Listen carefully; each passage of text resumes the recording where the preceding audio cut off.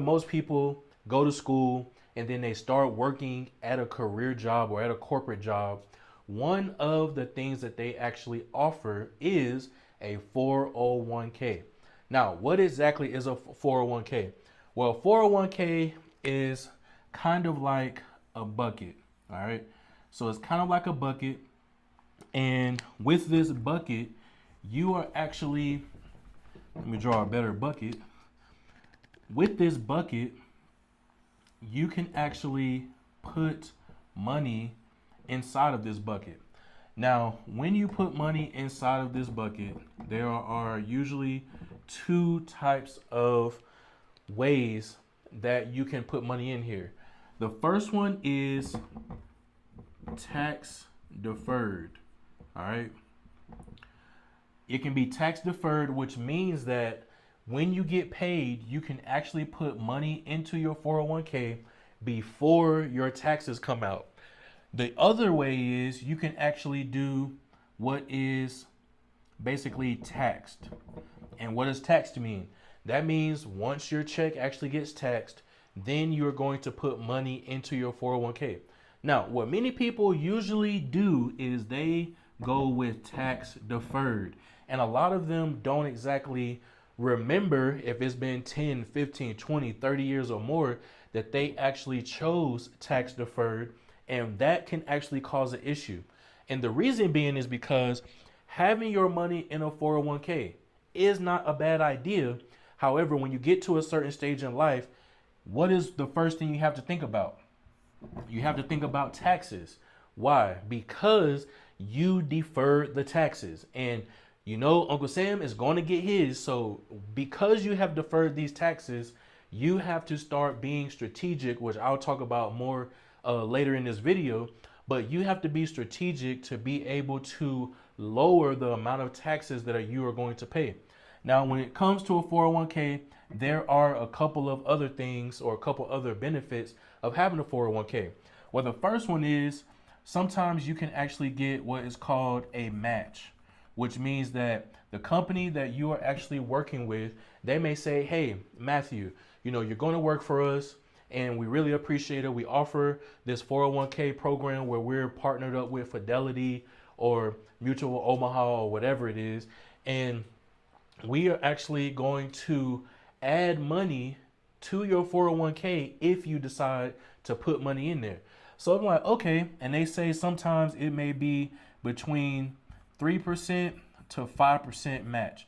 So what that means is that if I end up putting in $100, then depending on what that match is, and usually the match is, like I said, 3 to 5%, and this is 3 to 5% of what your actual salary is. So if you're putting in $100, sometimes what they'll do is they will actually say, because you put in $100, what we're going to do is we're also going to put in $100. And because they're also putting in $100, what you actually end up having being invested into your bucket is now you actually have $200 being put into your bucket every single paycheck. All right. So now that you actually have this right here, you're getting your company match. What is the next thing? The next thing is you actually have your money in the stock market. Now, many people don't actually know this. They think that their money is safe, but they have their money in the stock market. Now, what is a benefit of having your money in the stock market? Well, what many people love about having their money in the stock market, which is what I like, is the fact that you have the opportunity to potentially gain a lot of money. Like the market could be up 15%, it could be up 20%, and you could have that money go up. So let's say that if you invested this and you had $200 and the market ended up being up 20%. Well, if the market ended up being up 20%, that means that your money just earned you 40 bucks. All right. Now, of course, if you add a zero to this 200, that 40 becomes 400. If you add another zero, it becomes 4,000.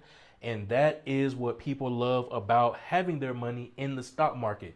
Now, what is the downfall of having your money in the stock market? The downfall is that when you have your money in the stock market, it is risky.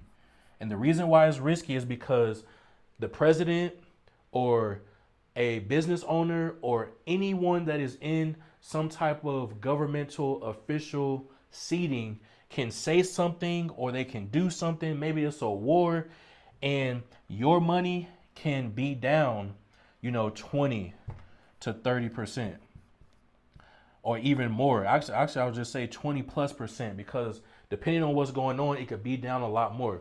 Now, many people say, well, Matthew, I've always heard that what goes up, it must come down, but because it went down, it's also going to come up. Well, guess what? The only difference with this is if your money does drop down. Actually, I'm not going to say if, I'll say when, because it is shown that when you have your money in the stock market, your money will go down at some point. When your money goes down, let's say that right here, you're up 20%. All right. Let's say that here you end up being down 20%. And maybe, you know what, I'm going to make this a little bigger because y'all just thought about it. Y'all might not be able to see that. So we're going to do up, we're going to do down, and we'll do up again. All right, so let's say that you are up 20%. You're up 20%, and then let me actually get my red marker. And then let's say that the stock market ends up being down 10%. Well, you may be thinking, well, Matthew is down 10%, I gained 10%. You are correct. You are up 10% still. But when you are down 10%, you don't need, and I'll switch colors, you don't need only 10% to be back up top at 20. To actually recover from this, you are actually going to need 20% at least, and that is just so you can break even. And many people do not know that. So that is the risk of having your money in the stock market. Now, as I stated before, I do have a 401k. Now, for many people, a 401k could be decent. For me, I know it's a great opportunity because I'm working a job right now. I'm contributing to it. The company's also contributing to it. And I do not have kids and I'm not currently married. So what does that mean? I can afford to withstand 20% downfall or more if the stock market goes down because of the fact that I don't have anyone else really to take care of or responsibilities besides myself. So if the money goes down 20%, I can actually say, look, I'm not using that money anyways, which is a great point that you want to only put money over there that you do not need. So let's say, hey, look, I don't really need that money. Maybe it's going to go, I know it's going to go back up because what goes up must come down and what goes down has to come back up. So I'm just going to let it ride out. I'm good.